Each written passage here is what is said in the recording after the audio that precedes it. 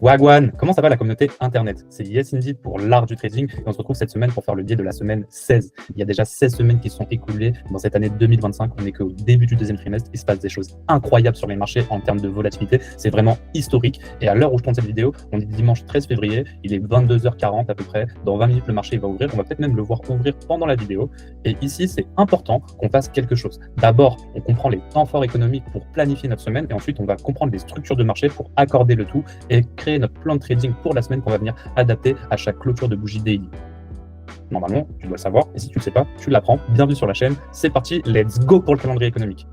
Nous voilà de retour sur le calendrier économique de Forex Factory. C'est ici qu'on va consulter les grands temps forts de la semaine pour comprendre à quoi s'attendre en termes de temps et ensuite on ira faire notre structure de marché sur les graphiques. Comme tu le sais, il y a deux choses qui régissent le prix, le temps et le prix. Et c'est toujours le temps en premier. C'est pourquoi on est sur le calendrier économique tout de suite maintenant. Donc comme tu peux le voir, on n'a pas une semaine hyper fournie en termes d'annonces économiques. On en a lundi, mardi, mercredi, jeudi. Vendredi, on n'en a pas. Qu'est-ce que ça veut dire si on n'a pas d'annonce économique? On va se fier à nos horaires de session, à nos horaires clés et à nos macros pour les scalpers qui traitent en petites unités de temps.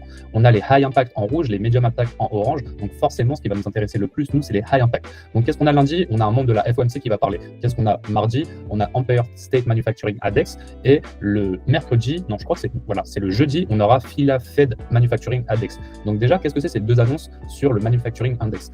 Simplement, ces deux annonces, c'est des indicateurs sur l'activité industrielle aux États-Unis. Ici, on est sur l'État de New York pour le mardi, alors que pour le jeudi, on est sur l'État de Philadelphie. Maintenant, on va passer à nos main events. Nos main events, c'est le mercredi à 8h30, on a le core retail, mais le vrai main event de la semaine, c'est cette annonce économique à 1h30, 1h30 de l'après-midi à New York, 1:30 p.m. et on a la Fed qui va parler et c'est pas n'importe qui. C'est pas le member Waller ici, non. Ici, c'est Powell, Jérôme Powell, qui est le chairman de la Fed, la personne la plus importante de la Banque centrale américaine.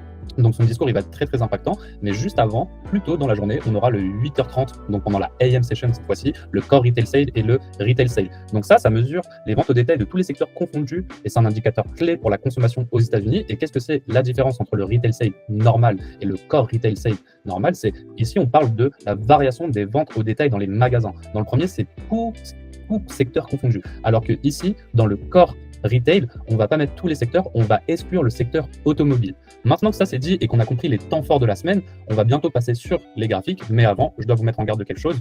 On ouvre souvent avec des gaps d'ouverture, déjà, pour les graphiques, mais en ce qui concerne les annonces économiques, qu'est-ce qu'on doit prendre en compte? C'est que le président Donald Trump, parfois, il fait des allocutions qui peuvent faire vraiment évoluer le prix, et donc il ne faut pas suivre que le calendrier économique. Je vous dis aussi de refresh votre page parce que ça va vous permettre de voir s'il y a une annonce économique qui apparaît en plein milieu de la semaine. Faites-le avant chaque début de session, même dans votre session, ça ne vous coûte rien d'ouvrir un onglet et de actualiser votre page économique.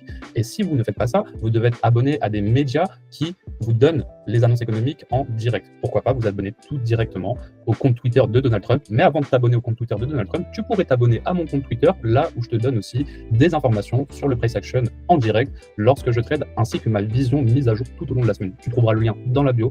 Maintenant que ça c'est dit, on va passer tout de suite sur les structures de marché et c'est parti. Nous voilà de retour sur les marchés financiers. On a le SP500 à gauche, le Nasdaq à droite. Mais là, c'est pas exactement les mêmes graphiques que d'habitude. D'habitude, je vous montre les contrats en cours, donc à savoir ESM et NQM actuellement, qui sont les contrats en cours du deuxième trimestre de l'année 2025. Mais dans cette vidéo, étant donné qu'on a énormément de volatilité et qu'on a besoin d'antériorité, j'ai décidé de vous faire le biais sur les contrats continus, donc la succession de tous les contrats, de tous les trimestres depuis la création de ces deux actifs, SP500 à gauche, Nasdaq à droite. Donc quand est-ce qu'ils ont été créés? Juste pour un petit peu de culture générale, on voit qu'on a des datas ici qui datent de 97, que ce soit sur le SP500 ou sur le Nasdaq. Donc ça reste important de comprendre ça. Maintenant que ça c'est dit, ici on est en 3 mois, donc une bougie vaut un trimestre, on n'en a que 4 dans une année. On voit que le trimestre il a ouvert ici, il est bien descendu. Où est-ce qu'il est descendu? Sur le SP500. Sur le SP500, ce qu'on peut voir, c'est qu'on est revenu revisiter ce déséquilibre ici et qu'on est venu aussi toucher cette bougie qui pourrait être un order block en 3 mois. Donc ceci étant dit, on va comparer rapidement sur le Nasdaq. On n'a pas beaucoup de temps parce que le marché il va ouvrir d'ici 10 minutes, même pas. Et donc ici, qu'est-ce qu'on peut voir? On peut voir qu'on a pris le bas du mois de janvier qui correspond au haut à peu près de ce déséquilibre 3 mois. En plus de ça, on a ce déséquilibre qu'on a revisité, le prix pourrait être attiré par ce déséquilibre 3 mois, mais là c'est très très lointain. Nous, ce qui va nous intéresser, c'est plus en monthly ce qui va se passer pour comprendre derrière le weekly et le daily. Donc en monthly, qu'est-ce qui s'est passé? Ici, quand on regarde en monthly, qu'est-ce qu'on peut distinguer sur ces deux actifs? C'est que ici, on a eu le départ du mouvement haussier. Donc le départ du mouvement haussier, il s'est pas bien fait dans ces 3 bougies noires baissières. Et ensuite, qu'est-ce qu'on a eu? on a eu un rallye haussier tout le long de l'année 2023-2024. Et maintenant, on est revenu très violemment. On est sur des marchés très, très dangereux actuellement. On est revenu où? À l'origine de ce rallye haussier, dans cet order block qui est en confluence avec ce déséquilibre haussier monthly. On est bel et bien revenu dedans et on a fait une belle mèche. La semaine dernière, on a une semaine complètement haussière. On a eu exactement le même phénomène sur le Nasdaq. Le rallye haussier, il a été ici. Et par la suite, qu'est-ce qu'on a fait? On est monté, on a fait notre all-time high, on l'a créé ici au niveau des 22 656 et on est descendu violemment le mois dernier et ce mois-ci. On a ouvert ici, on est monté, on a fait la mèche, on est descendu et le mois il est encore en cours, il nous reste encore 2 semaines pour clôturer ce mois. Est-ce qu'on va avoir une bougie complètement baissière avec un bon corps? C'est ce que moi je m'attends à avoir, je suis quand même baissier sur les indices. Ou est-ce qu'on va avoir une mèche ici? C'est tout le sujet de cette vidéo. Maintenant, on va pouvoir passer en weekly et on va comprendre un peu plus de choses. Ici, le travail qu'on a à faire en weekly, déjà, on va se concentrer sur le SP500. En weekly, notre premier travail, c'est de définir le previous week high ainsi que le previous week low. OK? Donc, le haut de la semaine dernière et le bas de la semaine dernière. Ici, le marché il est encore fermé, donc ça va. On n'est pas à l'abri d'ouvrir avec un gap d'ouverture. Donc, un gap d'ouverture, à quoi ça ressemble? Ça ressemble exactement à l'ouverture qu'on a eue il y a 3 semaines, donc au début du mois d'avril. Ici, on a la première semaine du mois d'avril, la deuxième. On a la première semaine du mois d'avril ici, pardon. Ici, on avait la dernière semaine de mars. Donc, entre la dernière semaine de mars et la première semaine d'avril, on a eu un gap d'ouverture. On n'est pas à l'abri d'ouvrir avec des gaps d'ouverture actuellement parce qu'on est sur des fast markets, des marchés très, très dangereux. Donc, ici, je m'attends à revenir chercher le previous week high. Pourquoi pas revenir sur cette liquidité que je vais mettre en x4 pour qu'on puisse bien la voir. Cette liquidité, c'était le bas de septembre 2024, donc ça reste une liquidité majeure qu'on pourrait revisiter. Le marché, il aime toujours revisiter des liquidités majeures. Pourquoi pas revenir dans ce volume imbalance pour venir le clôturer? Donc pour l'instant, j'ai un biais qui est plutôt haussier. À quoi ça ressemble en termes de AMD, accumulation, manipulation, distribution? Pourquoi pas ouvrir, faire une petite manipulation ici? Pourquoi pas sur la sell side de août 2024? Et donc ici, pourquoi pas monter? Monter où? Dans ce volume imbalance qui est, lui, accouplé avec notre CB Weekly ici. Donc, on a le haut du CB Weekly et le Previous Week High, c'est le bas du CB Weekly qu'on a créé la semaine dernière. Donc, pourquoi pas revenir ici pour notre première low hanging fruit et pour notre second low hanging fruit, pourquoi pas monter et toucher le haut du CB en revisitant ce volume imbalance. Là, ça va être un peu déterminant à la fin de la semaine. Est-ce qu'on va clôturer avec un corps? Est-ce qu'on va clôturer avec une mèche? Moi, si on clôture avec une mèche, ça me dérange pas du tout. Je suis plutôt haussier. Je suis plutôt haussier sur du court terme. Donc, c'est pour ça qu'il n'y a pas un œil, mais plutôt mon drone liquidity. Parce que mon biais, il reste baissier. Je m'attends à venir chercher des niveaux inférieurs, notamment sur ces standard deviation. Et pourquoi pas, avant de venir chercher les standard deviation ici, pourquoi pas venir ici revisiter le bas du déséquilibre monthly. Donc, je suis plutôt sur une semaine de transition dans laquelle on montrait, mais pourquoi pas dans une deuxième partie de la semaine venir descendre et bien décliner. Donc, si je m'attends à ça sur le SP500, forcément, je m'attends exactement à la même chose sur le Nasdaq. Ici, à quoi ça ressemble? On a bien le même volume imbalance, on a bien le previous week high qui est au-dessus du prix, le previous week low qui est en dessous du prix, le même déséquilibre monthly. D'ailleurs, il y a quelque chose qui est une belle confluence qu'il faut que je vous montre. On est venu faire ici un corps sur la deuxième standard deviation. Et c'est pas anodin. On peut mesurer le marché, ça s'apprend. Et ici, c'est exactement ce qu'on est venu faire. On a touché la deuxième standard deviation avant de se retourner. On a une semaine hyper volatile en termes de points sur le Nasdaq. Du plus bas au plus haut, on a fait 2926 points, soit une hausse de 17%. Sachez qu'entre 20 et 30%, on est quand même sur une récession. Donc actuellement, ce qui se passe au niveau économique aux États-Unis, c'est quand même incroyable. Et tout ça, c'est avec l'influence de Donald Trump sur tout ce qui se passe au niveau des frais de douane, entre autres. Il y a aussi le price action, qui est une mécanique qu'on peut prévoir. On voyait depuis des mois que ce déséquilibre, il était là. On pouvait voir depuis des mois qu'on allait revisiter ce déséquilibre. Ici, on a 2025, ici, on a 2024 et ici, on a 2023. Donc, depuis 2023, ce déséquilibre attend d'être repricé. Ici, le fait que Trump y parle, ça nous donne quelque part des excuses pour venir repricer ce prix qui était inefficace. On peut le voir dans ce sens-là aussi. Donc, c'est pas que de la fondamentale, il y a aussi de la mécanique, de la technique qui est drivée par de la fondamentale aussi. Ok? Donc, ceci étant dit, on va reprendre notre analyse technique sur les structures de marché. On pourrait ouvrir ici, redescendre un peu, peut-être sur les 25%, les 75% du range de la semaine dernière, donc entre le previous week high et le previous week low, faire une manipulation dans cette bougie haussière et pourquoi pas monter, chercher le previous week high, low hanging fruit, vraiment l'objectif le plus près de nous, et ensuite pourquoi pas aller chercher le CB high et pourquoi pas aussi remonter ici dans ce petit IOF qui est cette seule bougie verte qu'on avait jusqu'à présent. On a enfin créé une seconde bougie haussière. On a une succession de bougies baissières ici. 1, 2, 3, 4. Ensuite 5, 6 bougies baissières pour 2 bougies haussières. Donc on ne peut pas dire qu'on n'est pas baissier et on a du business qui n'est pas fini ici en termes de standard deviation et on a un déséquilibre 3 mois qu'on n'a pas repricé. On a une belle liquidité ici à venir rechercher. On ne peut pas ne pas l'avoir. On voit que ici c'est l'origine du mouvement haussier. Donc on a du business à terminer. Ok ? Donc ça, c'est ce qui concerne le weekly. Maintenant qu'on a compris le weekly, on va comprendre en daily, avec un zoom, quelque part, un peu plus rapproché de qu'est-ce qui se passe. Qu'est-ce qui s'est passé dans cette bougie weekly? On a eu 5 bougies daily, étant donné que le marché est clôturé le week-end. Donc maintenant, on va vraiment se concentrer sur les prix haussiers. On va faire un petit peu abstraction de ces yeux pour l'instant, parce que ça, c'est mon biais plutôt long terme, dans le cas où on irait très vite en début de semaine. Ici, pourquoi on pourrait remonter sur le SP500? On a cet ancien déséquilibre. Cet ancien déséquilibre, c'était un CB qui a été clôturé au corps au-dessus. Il est devenu IFVG. On envoie le prix à la hausse. On a retravaillé dedans. On n'a pas clôturé en dessous, ni jeudi, ni vendredi dernier. Donc, on pourrait monter. On n'est pas à l'abri d'ouvrir avec un gap d'ouverture. Ça serait encore le mieux d'ouvrir avec un gap d'ouverture. On a bien fermé ici. Pourquoi pas ouvrir ici avec une belle bougie haussière? Pourquoi pas? Ça serait vraiment l'idéal d'ouvrir avec une belle bougie haussière comme ceci, ce qui laisserait un gap d'ouverture ici. On viendrait dans un premier temps travailler tous ces niveaux de prix qui sont restés ouverts. Pourquoi pas faire même une deuxième bougie haussière, ok? Et par la suite, pourquoi pas faire que des bougies baissières. Donc baissière comme ceci et baissière comme ceci. Ce que j'aimerais, c'est clôturer sous cet IFVG ici par la suite. Donc ici, pour parler de bougies baissières, autant les dessiner en noir. Et pourquoi pas avoir une succession de bougies baissières. 1, 2, 3, 4, et il nous manquerait une 5e bougie baissière pour terminer notre semaine. Donc j'aimerais juste terminer la semaine avec une clôture en dessous. Mais ici, mon focus cette semaine, il va être sur les prix haussiers et non baissiers. Parce que pour descendre, il faut bien monter et on a du business qui n'est pas terminé ici. On va voir ça dans un instant. Où est-ce qu'il est le business pas terminé? Bah simplement ici, on le voit pas très bien, mais on a un volume imbalance. Je vais venir le mettre en avant bien coloré. Donc ici, on a un volume imbalance. Ok? Ce volume imbalance, on doit venir retravailler dedans. Donc, je vous le remontre, il est là. Maintenant qu'on l'a bien vu, ce volume imbalance, il est en confluence avec le volume imbalance weekly et il est en confluence avec le déséquilibre, le CB weekly. Et au-dessus, qu'est-ce qu'on a? On a un ancien déséquilibre qu'on avait repricé. On n'est pas obligé d'y aller. On peut le toucher, mais on n'est pas obligé d'y aller. Donc, on a tous ces niveaux de prix à venir travailler. Donc, je m'attends, du coup, à une semaine, peut-être qu'il va faire une petite manipulation et qu'on puisse monter. Ok?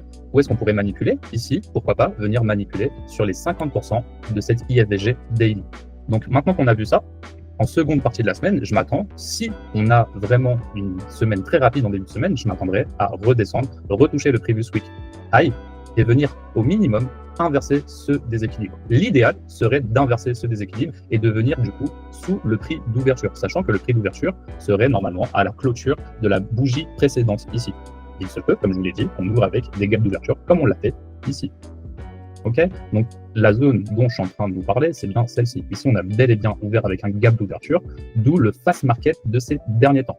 Donc, on récapitule. Pourquoi pas ouvrir avec une bougie, avec une semaine haussière, et dans un second temps, pourquoi pas venir descendre avec un beau retracement qui toucherait le prix d'ouverture de notre semaine ici. Et j'aimerais qu'on puisse clôturer en dessous le prix d'ouverture de notre semaine. Et si on ne clôture pas sous le prix d'ouverture de notre semaine, pourquoi pas venir clôturer sous ce déséquilibre. Donc maintenant que ça c'est dit, on va pouvoir faire exactement la même chose sur le Nasdaq. Ici, le Nasdaq, on a exactement les mêmes configurations à quelques mesures près. Okay, on a des actifs hautement corrélés entre le SP500 et le Nasdaq, d'où la puissance de l'intermarket analyse et de la fractalité. Ici, on ouvre à la clôture de la semaine précédente, exactement la même histoire que sur le Nasdaq. Pourquoi pas toucher ici le bas de ce déséquilibre, qui est aussi un IFVG en jaune ou celui en noir, et par la suite monter. Comme je vous le dis, on n'est pas à l'abri d'avoir un gap d'ouverture, mais parlons comme si on n'avait pas de gap d'ouverture. On monterait ici. Pourquoi pas? Ok, donc je vais retracer ça pour que ça soit un peu plus clean. On ouvre, on descend et on monte. Donc celui-là, je vais l'enlever. Et donc ici, qu'est-ce qu'on peut voir?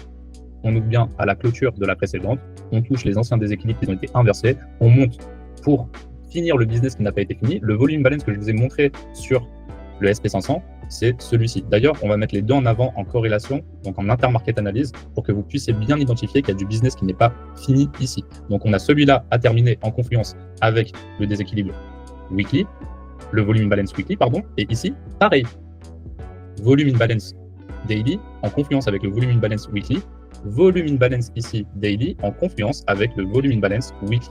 Donc on a du business qui n'est pas terminé pour un début de semaine à la hausse, pourquoi pas. Et une fois que ça sera fait, là, on pourra enfin se concentrer par la suite sur un déclin du prix. Donc là, actuellement, il y a beaucoup de gens qui vont vouloir l'acheter, surtout après la grosse baisse qu'on a eue, et surtout pour les personnes qui ne sont pas informées. Donc beaucoup d'investisseurs, des retail, ça peut être même aussi des fonds d'investissement. C'est pas parce qu'on a un fonds d'investissement qu'on a la science infuse. Ça reste un statut, ça reste une image quelque part que les gens achètent. Et pourquoi pas, par la suite, du coup, descendre. Donc première partie haussière, on va dire acte 1 haussier, acte 2 baissier, et là on va remettre de la panique sur les marchés financiers. Il y a énormément de raisons qui justifient cela. On peut aussi parler des taux d'intérêt. Forcément, Jérôme Powell, quand il va parler mercredi, on va tout de suite regarder le marché obligataire pour comprendre s'il a bougé, ce genre de choses. Sachez que tous les marchés, c'est des vases communicants. Actuellement, il y a énormément de gens qui sortent leur argent du dollar américain. Le DXY, il a chuté, ça fait des années qu'il n'a pas été aussi bas. Et qu'est-ce qu'ils font les gens? Ils achètent de l'or, ils achètent des bitcoins, etc. Quelle est la politique de Donald Trump? C'est de faire sortir les investisseurs des actifs à risque, en l'occurrence ici on peut parler des actions, on peut parler des indices qui est un regroupement d'actions, on peut parler du bitcoin, on peut parler de l'or qui sont des valeurs refuges, mais aussi des fast markets, en fait c'est des marchés qui vont très vite, très volatiles, pour les mettre sur des marchés qui sont un peu plus stables comme les marchés obligataires qui sont la contrepartie des marchés actions en général. Donc de manière générale, un investisseur il a 40% en obligataire et 60% en action, ce qui lui permet de vraiment développer son investissement initial. Mais quand ça va mal, en général, on change. On se met à 60% en obligation et 40%. Donc là, je vous donne des fourchettes, ça peut être du 70-30, ça peut être du 80-20 selon le fonds d'investissement, mais sachez que c'est un petit peu comme ça qu'il marche dans l'investissement. Donc qu'est-ce qu'ils voient ici, les investisseurs? Ils voient que on a fait un début de mois catastrophique. Le début du mois d'avril, on est descendu sur le Nasdaq, on a fait 3500 points. Donc 3500 points en termes de pourcentage, 3500 points, ça nous donne moins 17%. Moins 17% sur la première semaine. Et ensuite, sur la deuxième semaine, on fait quoi? On fait un plus 15%. Donc là, ils se disent, ça y est, ça repart. Mais comme on est encore en bear market, on n'a pas eu encore vraiment de signal d'achat, comme quoi le prix, il va repartir à la hausse. On est toujours bear market. D'ailleurs, on dit quelque chose, on est bullish jusqu'à preuve du contraire, on est bearish jusqu'à preuve du contraire. Actuellement, on n'a pas eu de contraire. Ok, donc ça reste important de garder ça à l'esprit. Donc je vous le disais, on a fait moins 17% sur une semaine, plus 15% sur une deuxième semaine. Ça ressemble plutôt à un retracement. Et ici, je m'attends vraiment à qu'on puisse remonter pour descendre. Voici mon idée. Et donc, comme tu le sais, ici, je te partage mon biais. Je te le dis aussi toujours, c'est important que tu comprennes qu'on doit avoir un biais, mais on ne doit pas se marier avec. Donc, il faut qu'on puisse être réactif. C'est pour ça qu'on doit adapter son biais à chaque clôture de marché. On arrive sur la fin de cette vidéo et t'inquiète pas, je te mettrai les screenshots de ce qu'on vient d'étudier dans cette vidéo dans la suite de la vidéo. Merci à toi d'avoir regardé cette vidéo jusqu'à présent. Comme je le dis toujours à mes élèves, c'est vraiment important de faire ce travail avant chaque début de semaine parce que ça te permet vraiment d'établir un plan de trading que tu vas venir trader tout au long de la semaine en l'adaptant après chaque clôture de marché, donc après chaque clôture de bougie daily. Ça te permet aussi d'avoir un esprit sain dans un corps sain, de venir aider ton plan avec un bon money management, des high probability setup parce que tu comprends la direction du marché. Si tu as besoin de te former et de comprendre la théorie du price action, de la fractalité, de l'intermarket analyse et de tout ce qui s'ensuit pour exécuter tes propres trades comme un professionnel, je t'invite à cliquer sur le lien dans ma bio. Tu trouveras tout ce dont tu as besoin pour être en contact avec mon équipe et pour pouvoir te former de A à Z. N'oubliez pas, on est sur des fast markets, c'est très dangereux. Par exemple, pour ma part, d'habitude, je trade en mini, donc je suis sur le Nasdaq. Mon point, il vaut 20 $ du point. Je trade avec un micro ou quelques micro-contrats, ce qui me donne une valeur du point de 2 $. Mon risque, il est divisé par 10 parce qu'on a énormément de volatilité sur les marchés financiers. C'était le dernier tip de cette vidéo. C'était Yes Indeed pour l'art du trading. On se retrouve pour le biais de la semaine 17. N'oublie pas de t'abonner, partager, commenter. On se revoit la semaine prochaine. Ciao, ciao, ciao!